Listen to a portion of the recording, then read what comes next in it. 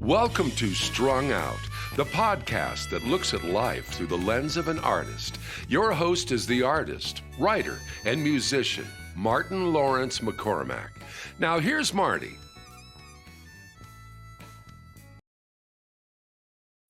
Hey, welcome. Glad to have you with us. And we are on Strung Out, the Philosophy of Art. And I have with me again, Cory Goodrich. We're in her studio home. But this time, we're not talking about her music or songwriting or her writing or her performance on stage. So we probably can delve into that stuff too. We're talking about what it takes to be an artist. And I know on the last podcast you talked about how you kind of came into it, but for the people that are just tuning in, tell us how you got into art itself and why. Well, I had no idea I had any visual arts talent because I'd never done it. I mean, I did little sketches for my kids when they were little, and but it never. My sister is the artist in the family. She's a brilliant sculptor and does paper cuts, and so I always thought that art was her realm, and I was the music realm. And when I made the discovery about my father, who was a painter, I wanted to connect with him spiritually. So it really just started with pouring out my trauma and my pain on the page because I didn't have anywhere else that it could go. Ironically, as a songwriter, you would think that it would go there first. I was silent. I couldn't come up with any words because it was all so painful that the only way I could address all these things that I were feeling were to put it on the page without words in a different sort of storytelling. So I started that way. I didn't really know what I'm doing. I still don't really know what I'm doing, but because I have no formal training. But I don't plan things. I just sort of see what comes out on the page, and it's really fun and a discovery for me.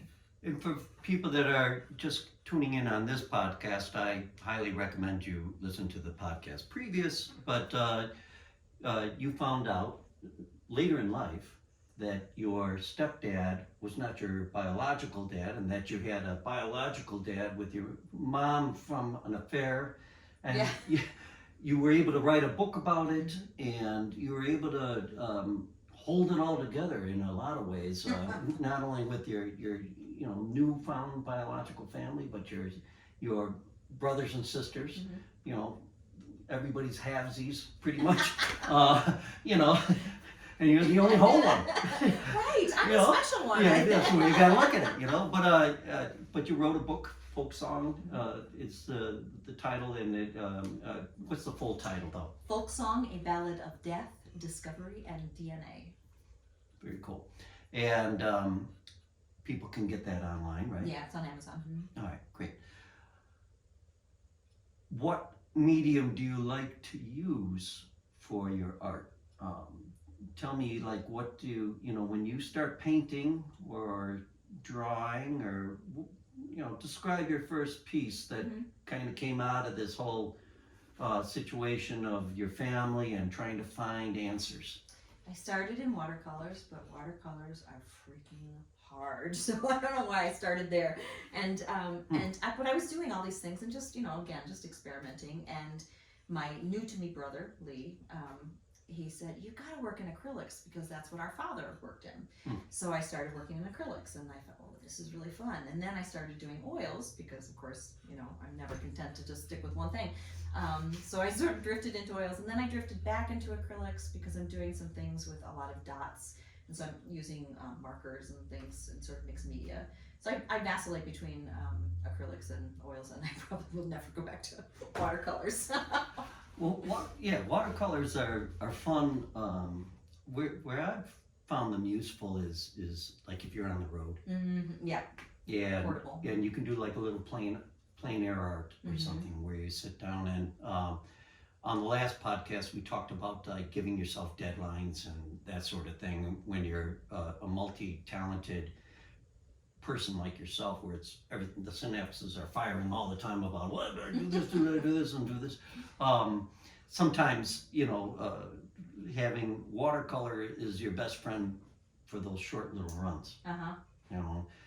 But it's interesting that your dad Don went for acrylics, and acrylics is such an interesting, it's the marriage between watercolor and oil, don't you think, in a way? Because they're fast drying. Yeah. They're vibrant. And if you do make a mistake, or you paint right over it, you know, you keep it going. Oil. So what was your first piece then that came out of this?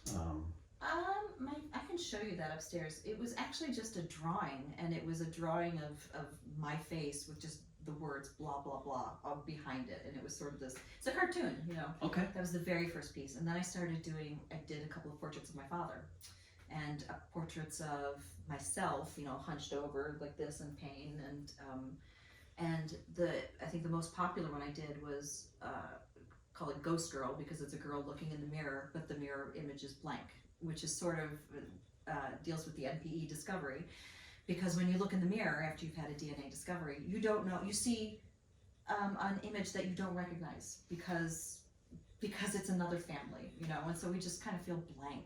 And describe again for our viewers and listeners what NPE stands for. So NPE, it actually is a genealogical, hard to say, term from I don't know, maybe the 70s, 80s, and it means not parent expected, or non-parental event, actually. And they've also adopted MPE, which is misattributed parental experience, because some people don't like being called an NPE. They've had something happen to them, not something that they are.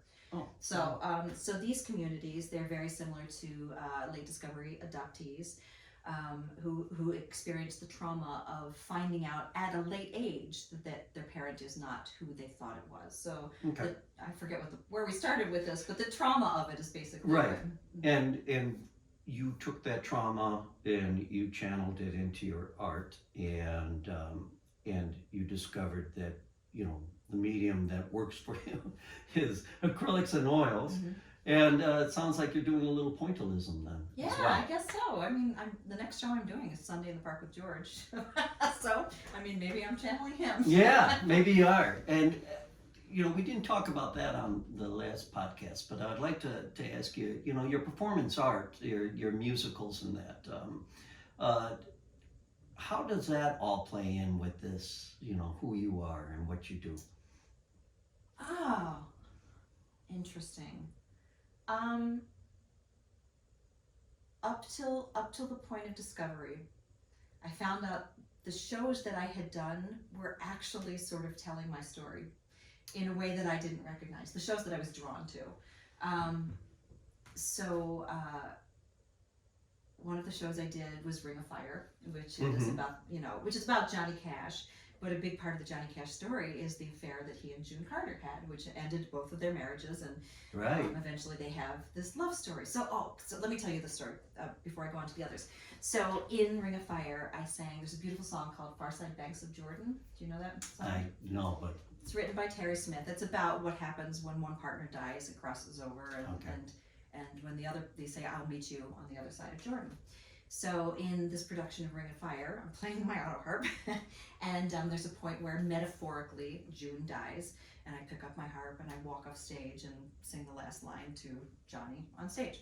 Sometimes I would trip because I'm carrying a big harp, but when I didn't trip, it was a really beautiful moment. So fast forward to my mother is in the hospital. She died because she had open heart surgery, and she was 89 years old, and there was no way that was going to go well. Wow. But she did survive the surgery, but then she went on dialysis, and we eventually had to make the decision to pull life support.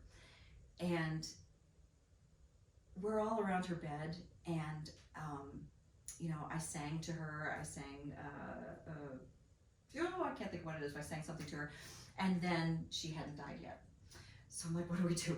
What do we sing? What do we sing? Mamma Mia was her favorite musical, so I'm like, can't really sing that. Well, what is Mamma Mia about? And Mamma Mia is about a daughter who has 3 dads and is trying to figure out which one is her real dad. Well, there you go. Bingo, I've done that show too. So can't sing that. So I thought of this song, Far Side Banks of Jordan, and I sang it to her as she's taking her last breaths. And at the point where on stage I pick up my auto harp and I walk off stage, and the line is, I'll be running through the shallow waters, reaching for your hand. And that's the moment she died. I sang that line, my mother died. She stopped breathing. And the nurse reaches over and he says, she's gone. And I'm like, I'm going to finish the song. So I finished that last line.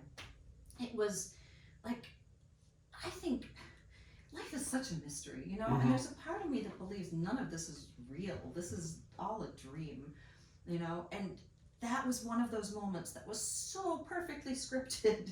And it wasn't scripted, you know? Like the magic of that moment. I want to touch on what you just said. You know, none of this is real, kind of thing. As an artist, it feels like that, doesn't it? All the time. And why is that? I mean, maybe is it part of it because as an artist, there is rejection that's in there, and like I said, and maybe I'm just, you know, trying to put my own thoughts on you, but.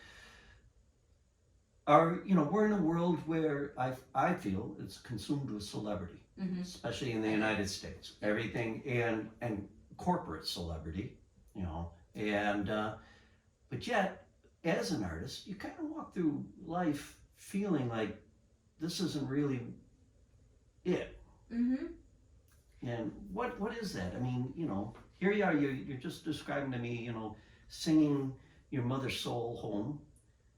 And you know, this part of life, you know, here, but you know, you're also on stage with June Carter, and it's tough, you know. Which is also unreal. I mean, maybe it's because I'm an actor too that makes that all, because you're doing this, you're living out this life on stage, but then you have your own life too.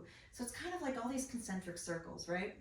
So I was in Delaware. I said my brother died recently, and I went back to Delaware to help clean out his apartment. And I drove by our house where I grew up, you know, until I was 7, and then I came home every summer.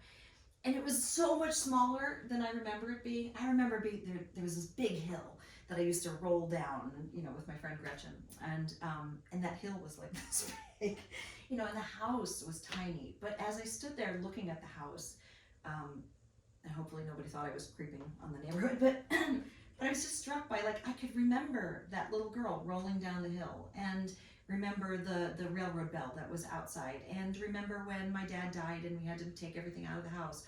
All these memories sort of make everything happen at the same time. And I think as artists, I think that we see that. I think artists see in all directions, whereas maybe people who are not creative see on a linear timeline. Could very well be. I just made that up. But it's the way of the artist is it's not for everyone, and in some ways is even though there is community, it's still pretty much a very lonely trail to take, and which leads me to my next question before we take a little break. Being on stage is something like live musical performance where all goes up into the ether, and it's over with. Yep, it's ephemeral. Yep. Yeah, and it's wonderful in that way. And it's also forgiving, because if you hit a sharp note that night, you know, done. it's gone. But that being said, you've chosen other forms of art that are not ephemeral. That they're locked into time. Oh yeah, that's interesting. Yeah. You're addressing something that, you know, happened to you in time. So do you feel that's a coincidence? Do you feel you're subconscious, or is the muse directing you, saying you need to tell the story, but not enough to just do it on stage? You need to tell it so people in the future understand what you were thinking, what we were going through. It's kind of like Frida Kahlo's paintings, you know. I mean, you can see her angst, and you know, and she was married to the biggest jerk in the world. But that pain, that or just, you know, but there's joy with it too. Does that resonate with you, or is that something that, you know, I'm just throwing at you? And no, it's really fascinating, actually. I mean, because that's something we talk about in the theater, about how ephemeral it is.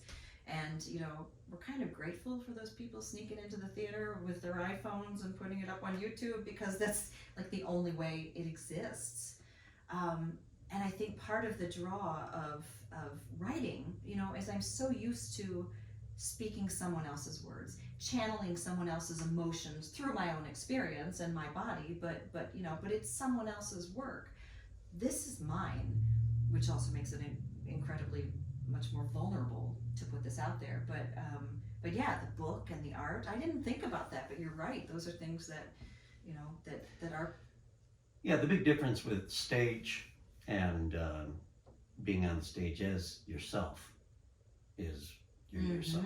Yeah, that's scary. And it is scary. Mm-hmm. It is scary, and it's also it's not for everyone. And art, permanent art, with your paintings and such, that's also scary. Because whereas somebody can look at your performance on stage as an artist, as a performer, and say, Cory Goodrich as June Carter Cash, was X, Y, and Z. Here's Cory Goodrich's art. Here's Cory Goodrich's songs. Here's Cory Goodrich performing. Yes. With no net. And that sort of vulnerability is not for everyone. Yeah. Well, as a theater performer, I can remember getting reviews for the same performance, the same night, the same show. Brilliant, wonderful, whatever. Oh, she's terrible. So what do you believe? Do you believe there was the same performance? So everything is filtered through the eye of the viewer. Whether art is good or bad is subjective. And that's where we get into it's not my business to decide what you're going to feel about my art. It's my business to put down my feelings and put down what I want, and you can decide. And I'd build on that, saying that I think one of the critics aside, we're in a society though that a person like you, there's that corporate artistic mentality that's so pervasive now. I mean, we can't even take, your songs and drive to the nearest radio station and hand them off to somebody. That's how crazy it is. Your art, you could put on a show, but if you're at a gallery, gallery's going to take 50% of all your hard-earned work.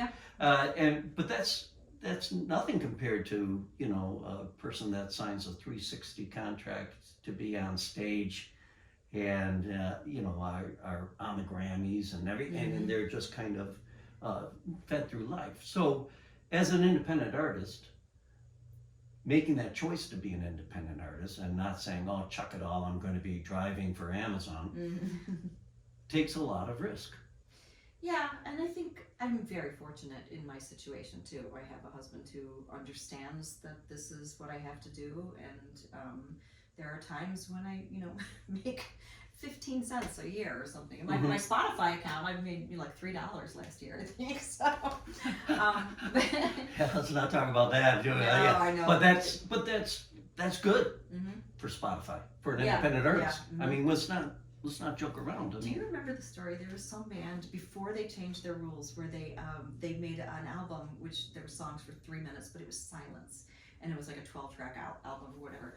And they told their fans, play this all night long, because they would and they ended up making enough money to produce their whole that's great. album. It's amazing. I love it. Well, I tell people, tell Siri or tell Alexa, play Cory Goodrich, and it doesn't matter if you're in the room or not.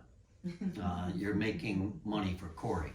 So if you don't want to go to her, buy me a coffee site or whatever, Patreon, I don't know if you have those, but the point is you can really help out an independent artist just by tricking the business at its own game. That said, we are going to take a little break, and when we come back, we're going to do a little walk around the gallery and see some of Cory's art and hear her describe it as well for you that are tuning in through the audio stuff. You are on Strung Out. Hey, Want to show your support of Martin's artist endeavors? Buy Me a Coffee is an online site that makes supporting Marty easy. In just a few taps, you can make a payment of any amount, and no account is needed. You can also decide to become an ongoing supporter. Go to martinmccormack.com and click on the words Support Martin. Let's help Martin keep it all caffeinated.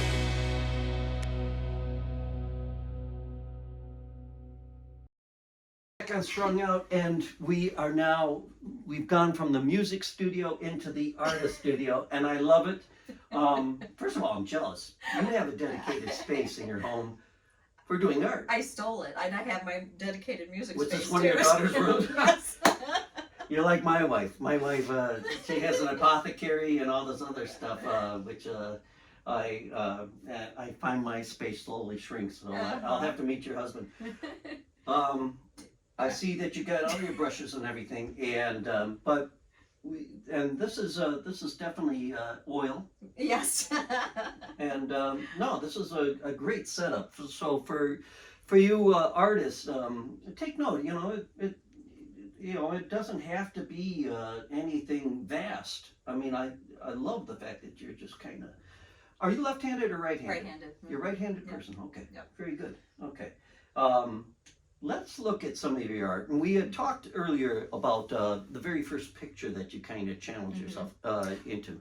Do you have that handy? I do, but I'll have to dig behind you. Okay. Okay. We did a little cut, and now we're back. So let's show this. So it was literally just a drawing, and I put Bring blah it blah up. blah back there, and I mean, it was just kind of sketching out my pain. It wasn't certainly anything intentional. And I sent it to my brother, and he's like, "This is you got something there. Mhm. Keep going on that." So then I started doing the watercolors and painting, and this is one of so this is Okay. one of my first oils where it's just me doubled over, not knowing how to deal with any of this stuff.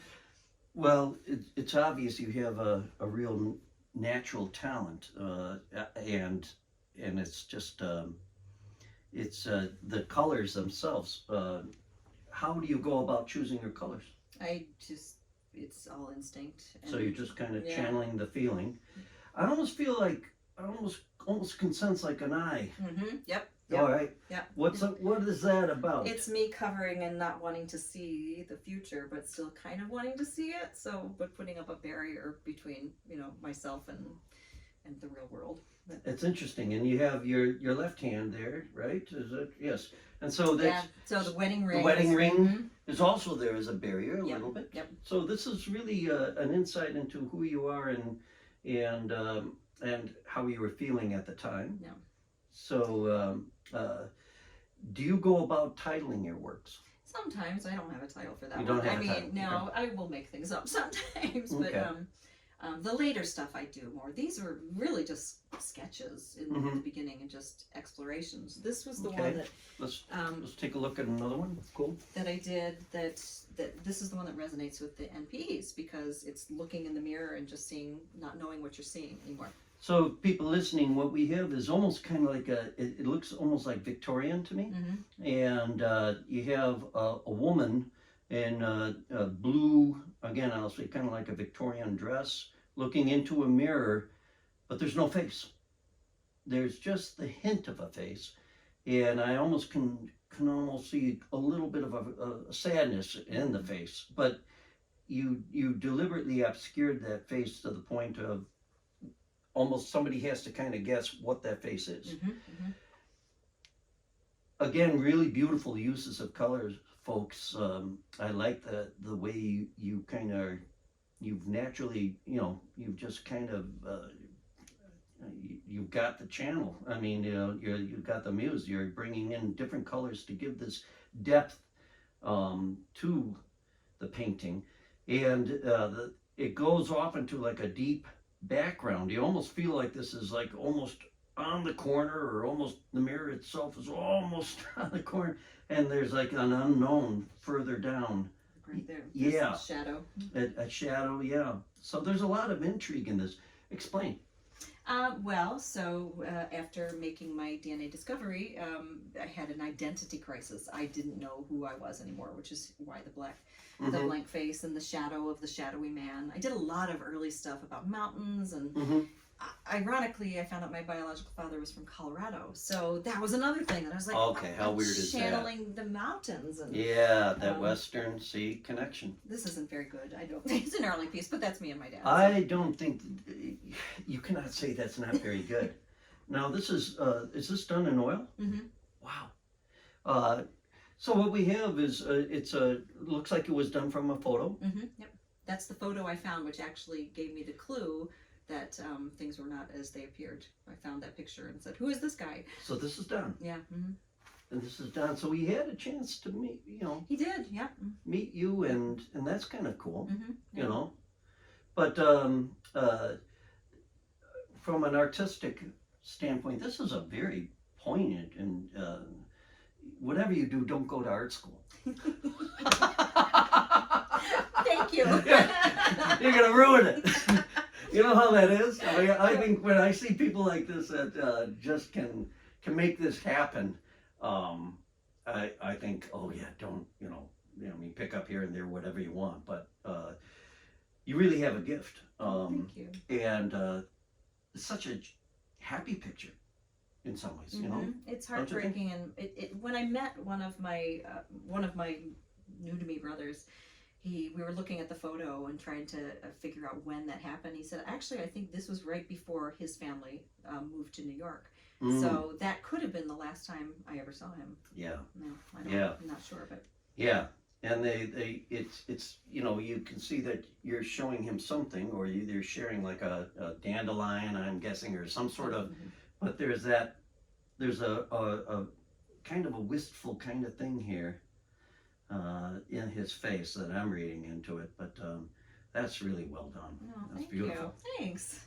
So we're going to take just a little break here, give you folks a pause, and then we're going to finish up here in Cory's studio. So we're talking about the philosophy of art Strung Out. Do you want to see anything in the hall? Yeah, let's move on. Hello, Polly Chase here, reminding you about the 20% discount you get from your first order at martinmccormick.com.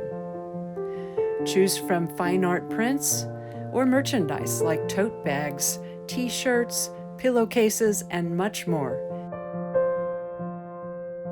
You're sure to find something you love, but don't take my word for it.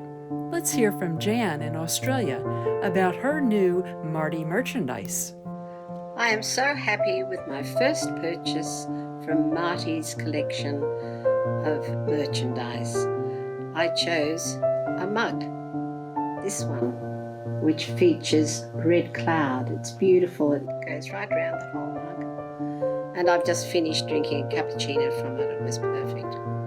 It was easy to order, only took a couple of weeks to arrive in Australia. Beautifully packaged. So now I'm considering what to buy next.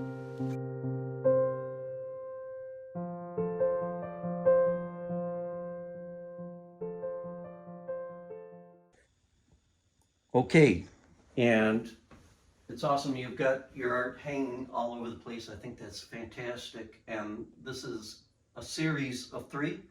And actually, there's more on Is that there wall more too. So, that follows this? Oh Yeah. yeah. So we're talking. Wow. These are quite good sized canvases. So this takes you a long time to do.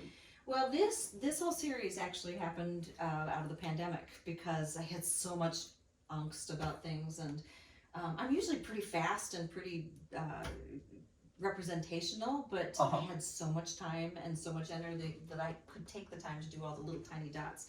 So each of one of these is about like the pieces becoming a whole. This one is called He Loves Me, He Loves Me Not. Wow. Oh no, this is called Turn Around. That was the original title. Okay. Which for this one, she's doing He Loves Me, He Loves Me Not. Right. But if she would just turn around, she would see all the beautiful flowers, behind her. And has a tear in her eye and one eye closed. Yeah, but it's so floral and Yeah. And then this one was called This Is More Than My Body. So this is about femininity, and we're judged on our physical appearance, Right. but actually it's all the things that surround us that, you know, that make this Beautiful. beautiful thing. Thank you. And then this is based on Janis Joplin. And during the pandemic, I couldn't perform, you know, there because the stages were all closed. So this was me wanting to perform again to these, you know, here's the empty seats and the magic of the spotlight. Wow. And this is what performing makes me feel, just beautiful, this abundance of color. And you know. About I always hate that question when somebody says, how long did it take you? Were you keeping mark of the time when you were doing it? Or you just kind of... Yeah, I just, because I will stop and do something else and then come back to it. And I work pretty fast in general. Yeah. How do you feel you know it's finished? When I seal it so that I can't do anything more to it. These are all oils, Yeah, right? well, these are actually acrylic, because Acrylic. a lot of these were with the markers, like the little tiny Oh, dots okay. are, Cool. I mean, the detail is amazing. Thank you. Stunning. Thanks. Which I can't do as well with a brush, you know, to get the little tiny, so Right. that's why Well, I went to the... you know, there's nothing, you got to use the tools you got, you know, that you have, and that dictates what your art's going to look like too. I mean, this is really quite a bit of detail. It's amazing. So, before we finish this podcast, where can people view your art? If you go to my website, corygoodrich.com, C-O-R-Y, Goodrich, like the tires. When I get around to it, most of my stuff is up there. And the book is up there and the CD, and you know. Well, I want to thank you for letting me into your home and showing us just a little bit of your art. There's a lot of art here. And while you're looking at her art, make sure you buy some of her art. That's the best way of paying it forward, by saying, I appreciate who you are and what you're doing. Because clearly I have no more wall space. Help this lady free up some space, for God's sakes.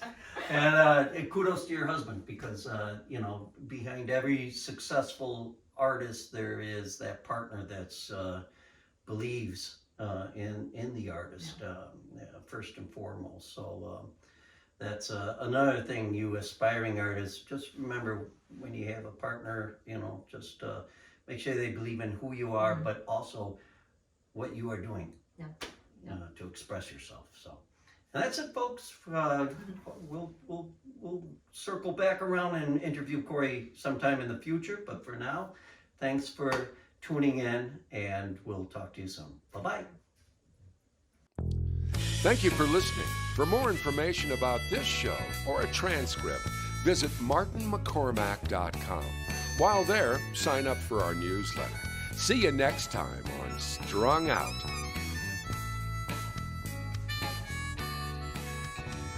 It's all so wrong, this pain we feel makes no sense at all. A swan song wasn't part of the deal, was no curtain call.